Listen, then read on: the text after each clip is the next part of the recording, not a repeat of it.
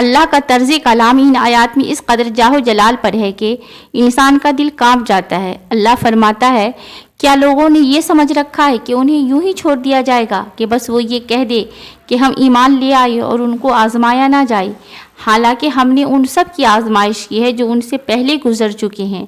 लिहाजा अल्लाह ज़रूर मालूम करके रहेगा कि कौन लोग हैं जिन्होंने सच्चाई से काम लिया है, और वो ये भी मालूम करके रहेगा कि कौन लोग झूठे हैं। क्या वो लोग जो बुरे काम करते हैं ये समझते हैं कि हमारे काबू से निकल जाएंगे? बहुत बुरा अंदाज़ा है जो वो लगा रहे हैं। देखिए, अगरचे अल्लाह ताला को शुरू ही से मालूम है कि कौन फरमाबरदार होगा और कौन नाफरमान, लेकिन अल्लाह ताला इस अज़ली इल्म की बुनियाद पर जज़ा सज़ा का फ़ैसला करने की बजाय लोगों पर हुज्जत तमाम करने के लिए उन्हें मौका देता है कि वो अपने इख्तियार से हिदायत या गुमराही का रास्ता खुद चुने। और यहाँ यही देखना मुराद है कि किसने कौन सा रास्ता अमलन चुना है।